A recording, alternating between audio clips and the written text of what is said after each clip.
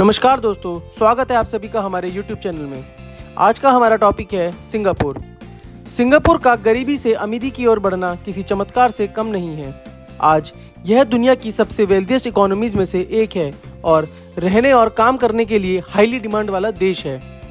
Singapore का highest GDP per capita and largest foreign reserves world की top 10 countries में से एक है। सिंगापुर की economy 5th most competitive economy है पूरे प्लेनेट में। सिंगापुर उन 9 एलाइट देशों में से है जिसकी AAA क्रेडिट रेटिंग है 3 major global credit rating agency से। ये उस देश के लिए बहुत इंप्रेसिव प्रोग्रेस मानी जाएगी जिसका लैंड मास केवल 729 स्क्वायर किलोमीटर है और पॉपुलेशन 5.7 मिलियन है। यहाँ तक कि और कंट्रीज की तरह इसके पास कोई मीनिंगफुल नेचुरल रिसोर्स जैसे ऑयल नहीं है।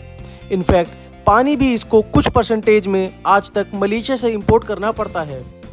इसके अलावा सिंगापुर 1965 में सोवरेन स्टेट बना जो कि और देशों के कंपैरिजन में काफ़ी लेट है और उस समय सिंगापुर काफ़ी गरीब और सोशली इनस्टेबल था। इसके बावजूद सिंगापुर की इकोनॉमी जीडीपी पर कैपिटा में यूके, कनाडा और ऑस्ट्रेलिया जैसे एस्टैब्लिश देशों से काफ़ी आगे निकल चुकी है। तो 3 डिकेड से भी कम समय में इसने पूरे विश्व में सबसे डेवलप्ड इकोनॉमीज में अपना स्थान कैसे सुरक्षित कर लिया। दूसरे शब्दों में सिंगापुर इतनी तेजी से इतना अमीर कैसे हो गया, जवाब आपको आश्चर्य में डाल सकता है। आज़ादी तक का कठिन रास्ता। 1819 तक सिंगापुर की लैंड अलग अलग पड़ोसी शासकों के अधीन थी जो एक ट्रेडिंग पोर्ट के रूप में कार्य करती थी और एक छोटी व्यापारिक बस्ती के कब्जे में थी। यह अधिकांश समय तक अस्पष्टता में रहा। क्षेत्र की समुद्री गतिविधियों से इसकी निकटता के अलावा इसका कोई महत्व नहीं था। लेकिन 28 जनवरी 1819 को चीज़ें अचानक बदल गईं जब उस समय के ब्रिटिश गवर्नर स्टैमफोर्ड रेफल्स ने सिंगापुर की खोज की।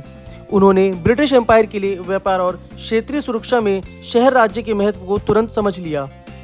उस समय इस पर मलेशिया के जौहर के सुल्तान का शासन था जिसकी शक्ति विभाजन के कारण कम हो रही थी। इसलिए रेफल्स ने सुल्तान हुसैन को स्थापित करने में मदद की। बदले में नए सुल्तान ने ब्रिटिश गवर्नर को सिंगापुर में एक ट्रेडिंग पोर्ट स्टैब्लिश करने की परमिशन दे दी। 5 साल बाद 1824 में सुल्तान ने सिंगापुर की पूरी लैंड को ब्रिटिश इंडिया को हैंडओवर कर दिया। यह तब हुआ जब शांत शहर राज्य को सोशो इकोनॉमिक बैकग्राउंड तेजी से बदलना शुरू हो गया था। छोटे से देश की पॉपुलेशन केवल 40 वर्षों के अंदर तेजी से 1000 से बढ़कर 80,000 हो गई। जैसे जैसे प्लांटेशन सेक्टर में बूम आया, चाइनीज वर्कर्स बड़ी संख्या में काम करने आने लगे और 1860 तक वह सिंगापुर की आधी से ज़्यादा पॉपुलेशन का हिस्सा बन गए। 1867 में ब्रिटिश इंडिया ने सिंगापुर को ब्रिटेन को हैंडओवर कर दिया डायरेक्ट कंट्रोल के लिए। इससे सिंगापुर की इकोनॉमी को नई लाइफ मिली, लेकिन कुछ डिकेड्स के बाद वर्ल्ड वॉर 2 शुरू होने के कारण सिंगापुर की इकोनॉमी एक्टिविटीज़ अचानक रुक गईं। वर्ल्ड वॉर 1 के बाद ब्रिटिश एम्पायर ने डिफेंसिव सिक्योरिटी स्ट्रेटजी के तहत सिंगापुर में एक बड़ा सा नेवल बेस बनाया। जब वर्ल्ड वॉर 2 छिड़ गया तो यह शहर राज्य के लिए हानिकारक साबित हुआ। ब्रिटिश मिलिट्री डिफेंस स्ट्रेटजी में सिंगापुर का ज़्यादा सिग्निफिकेंस होने की वजह से जापान ने 1942 में सिंगापुर पर अटैक कर दिया जिसने इसे उथल पुथल और अस्थिरता में डाल दिया। जापानी कब्जे के बाद सिंगापुर फिर से ब्रिटिश कॉलोनी का पार्ट बन गया और फिर 1963 में मलेशिया फेडरेशन का हिस्सा बन गया। 2 साल बाद मलेशिया ने इसे फेडरेशन से बाहर कर दिया और सिंगापुर फाइनली एक इंडिपेंडेंट कंट्री बन गया। यह तब था जब ली कुआन यू इसके पहले प्रधानमंत्री बने और इस तरह शुरू हुई सिंगापुर की एपिक इकोनॉमिक ग्रोथ की कहानी। Singapore's rise as a global economic powerhouse. Singapore का गोल्डन एरा स्टार्ट हुआ prime minister Lee Kuan Yew की पावर में आने से। देखते ही देखते कुछ डिकेड्स में ही सिंगापुर डेवलप्ड नेशंस की गिनती में आ गया और कुछ पैरामीटर्स में उनसे भी आगे निकल गया। तो कैसे सिंगापुर इतना डेवलप्ड हो गया जबकि कुछ भी उसके फेवर में नहीं था? कुछ लोग उसकी जियोग्राफिकल लोकेशन को क्रेडिट दे सकते हैं। सिंगापुर ऐसी लोकेशन के पास है जो एक परफेक्ट लोकेशन है सी और ट्रैफिक का ट्रेडिंग हब बनाने के लिए। सरकार ने इसे बहुत अच्छी तरह से समझा और लोकेशन की एडवांटेज लेने के लिए तुरंत इंफ्रास्ट्रक्चर स्थापित कर दिया। आज सिंगापुर का पोर्ट दुनिया का दूसरा सबसे बड़ा पोर्ट है और सबसे बिजी ट्रांसशिपमेंट पोर्ट है। यह दुनिया के कंटेनरों का 5वां हिस्सा और दुनिया के लगभग 50% कच्चे तेल का भी ट्रांसपोर्ट करता है और चांगी एयरपोर्ट स्काई ट्रैक्स की लिस्ट में वर्ल्ड के बेस्ट एयरपोर्ट में 3रे स्थान पर है। लेकिन काफी देशों के पास लोकेशन का एडवांटेज है, फिर भी वो देश कम समय में इतना डेवलप्ड नहीं हो पाए हैं। तो फिर सिंगापुर कैसे इतनी जल्दी डेवलप हो गया? क्या सीक्रेट्स हैं सिंगापुर की ग्रोथ के? सिंगापुर की ग्रोथ के पीछे कोई एक नहीं, काफ़ी सीक्रेट्स हैं। ली क्वेन यू की लीडरशिप में कई स्ट्रेटेजिक डिसीजंस लिए गए। सिंगापुर गवर्नमेंट ने शुरू से ही फॉरेन इन्वेस्टमेंट को बढ़ावा देने के लिए अपनी फॉरेन पॉलिसीज बनाई। दुबई की तरह इसने बिजनेसेस और इन्वेस्टर्स को लुभाने के लिए कम कर दरों और टैक्स छूट जैसे आकर्षक इंसेंटिव दिए। आज देश करोड़पतियों के लिए टैक्स हेवन है और जब दुनिया के अल्ट्रा रिच लोग आते हैं तो उनका पैसा भी बढ़ता है। सिंगापुर का ट्राइपार्टाइट अप्रोच लेबर यूनियन के साथ मदद करता है अच्छी लेबर रिलेशंस में, और यह भी एक इंग्रेडिएंट है सिंगापुर की सक्सेस में। देश ने निवेशकों और व्यवसायों को अपनी ओर आकर्षित करने के लिए एडवांस इंफ्रास्ट्रक्चर एस्टेब्लिश किया। इसने real estate parks, hi tech communication infrastructure, financial services और extensive road network, a state of the art port, a major international airport और काफ़ी कुछ में इन्वेस्ट किया है।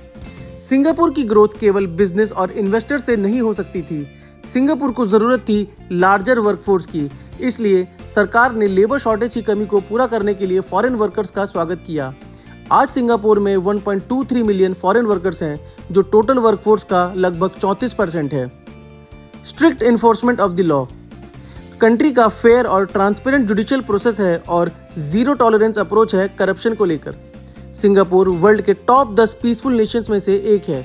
सिंगापुर 3rd नंबर पर है वर्ल्ड के लीस्ट करप्ट नेशंस में। सिंगापुर फोकस करता है स्ट्रिक्ट रेगुलेटरी इन्फोर्समेंट में और गुड गवर्नेंस में और बेटर सिक्योरिटी सिस्टम में।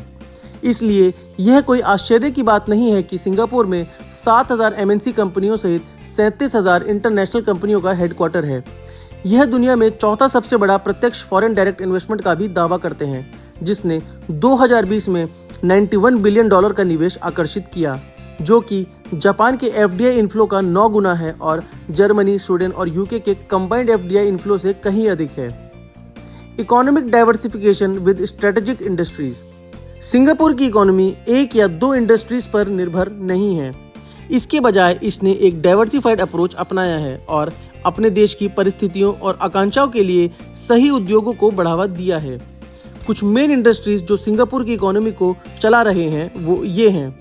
हाईटेक मैन्युफैक्चरिंग, आज सिंगापुर होस्ट करता है 60 ऐसी सेमीकंडक्टर कंपनीज को जो क्लेम करती हैं ग्लोब का 11% market share. Financial services, Singapore का फाइनेंशियल हब वर्ल्ड के टॉप 4 फाइनेंशियल हब में आता है, अलॉन्गसाइड न्यूयॉर्क, लंदन और Hong Kong. Oil refining and trading, ये देश वर्ल्ड की टॉप 3 ऑयल रिफाइनिंग और ट्रेडिंग हब में से एक है। पोर्ट सर्विसेज, सिंगापुर एक समय में 1000 शिप्स को हैंडल करता है और इसका पोर्ट वर्ल्ड का बिजिएस्ट ट्रांसशिपमेंट पोर्ट है। Medical tourism, medical tourism index में Singapore 2nd best medical tourism destination है। बिल्डिंग ए स्किल्ड वर्कफोर्स, शुरुआती दिनों से सिंगापुर ने फोकस किया अपने सिटीजन्स को स्किल्ड करने का और उसका रिजल्ट यह है कि सिंगापुर के पास one of the best education system है। सिंगापुर के एवरेज स्टूडेंट लिटरेसी के मामले में और देशों के स्टूडेंट से लगभग 2 साल आगे हैं। केवल स्कूल एजुकेशन ही नहीं, सिंगापुर की यूनिवर्सिटीज भी हाई क्वालिटी एजुकेशन प्रोवाइड करती हैं। नेशनल यूनिवर्सिटी ऑफ सिंगापुर और ननयांग टेक्नोलॉजिकल यूनिवर्सिटी रैंक करती हैं वर्ल्ड की टॉप 20 यूनिवर्सिटीज में।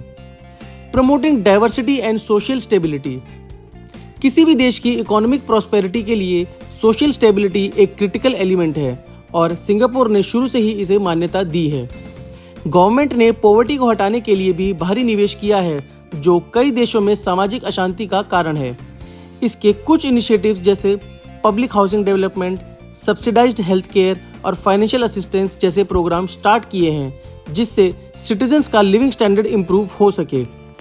Conclusion, Singapore recipe for economic success. Singapore की सफलता की कहानी सरकारी रणनीति पर एक बेस्ट केस स्टडी है।